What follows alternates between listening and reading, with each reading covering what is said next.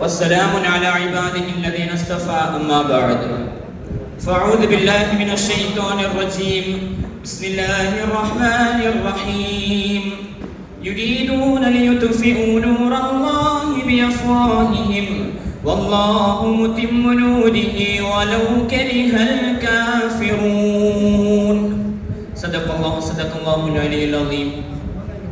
ഈ വേദിയിൽ ആഗതരായിരിക്കുന്ന ഉസ്താദുമാരെ, മറ്റു വിധികർത്താക്കളെ, മുതഅല്ലിം സുഹൃത്തുക്കളെ, ഈ വിനീതൻ നിങ്ങൾക്ക് മുമ്പിൽ ആഗതനായിരിക്കുന്നത് ഇന്ത്യൻ മതേതരത്വവും സാഹചര്യവും എന്ന വിഷയത്തെ ആസ്പദമാക്കിക്കൊണ്ടൊരു മത്സര പ്രസംഗം പറയുന്നതിന് വേണ്ടിയാണ്. നാഥൻ റബ്ബ് സുബ്ഹാനഹു വ തആല അതിന് തൗഫീഖ് നൽകി അനുഗ്രഹിക്കുമാറാകട്ടെ.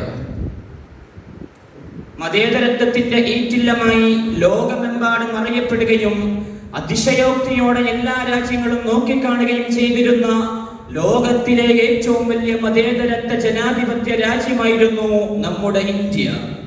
എന്നാൽ ഇന്ന് ജനാധിപത്യത്തിന്റെയും മതേതരത്വത്തിന്റെയും മതസൗഹാർദ്ദത്വത്തിന്റെയും മതിലുകൾ തകർത്ത് ധാർമ്മികത്വവും മാനവികതയും തല്ലിയുടച്ച് ഏകാധിപതികളുടെ ഏകത്വം വിളിച്ചോതുന്ന മൃഗീയമായ വർഗീയതയും ഫാസിസ്റ്റ് തീവ്രവാദ ശക്തികളുടെ അഴിഞ്ഞാട്ടവും ഒക്കെയായി ഭരണഘടനാ നിയമങ്ങളെ വലിച്ചു കീറി ചുരുട്ടിയെറിഞ്ഞ് കാറ്റിൽ പറത്തുന്ന ഏകാധിപതികളുടെ രാജ്യമായി നമ്മുടെ ഇന്ത്യ മാറിയെങ്കിൽ വർഗീയതയെ കൂട്ടുപിടിച്ചുകൊണ്ട് മനുഷ്യനെ മനുഷ്യനായി കാണാൻ കഴിയാതെ മറ്റുള്ളവർ എന്ത് കഴിക്കണം, എന്തുടുക്കണം, എവിടെ താമസിക്കണം എന്ന് പോലും വർഗീയ ശക്തികൾ തീരുമാനിക്കുന്ന തരത്തിലേക്ക് വർത്തമാന ഇന്ത്യയുടെ സാഹചര്യം മാറിപ്പോകുമ്പോ ഗുജറാത്തിലും ബീഹാറിലും മണിപ്പൂരിലുമൊക്കെ അധികാരവർഗത്തിന്റെ മറ പിടിച്ചുകൊണ്ട് ന്യൂനപക്ഷങ്ങൾ ആക്രമിക്കപ്പെടുമ്പോ മതേതരത്വ മുഖമുദ്രയാക്കിയ രാജ്യത്ത് ആരാധനങ്ങളുടെ പേരിൽ പള്ളികൾ തകർക്കപ്പെടുമ്പോ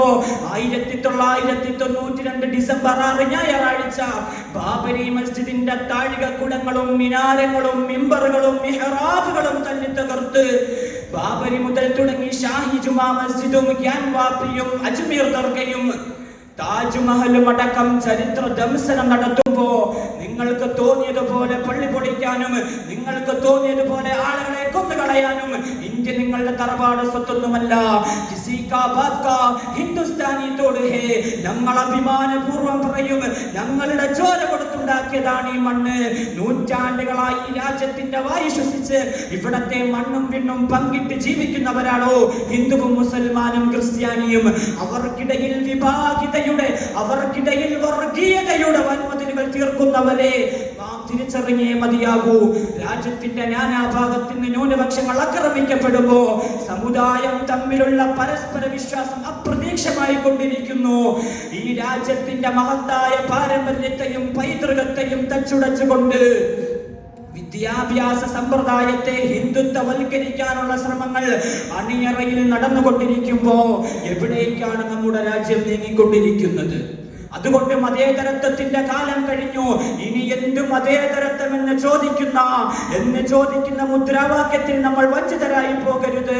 ഈ രാജ്യത്തിന്റെ ഹൃദയം മതേതരത്വമാണ്. എന്തും സംഭവിക്കട്ടെ, ഇന്ത്യയുടെ ഹൃദയം മതേതരത്വമാണ്.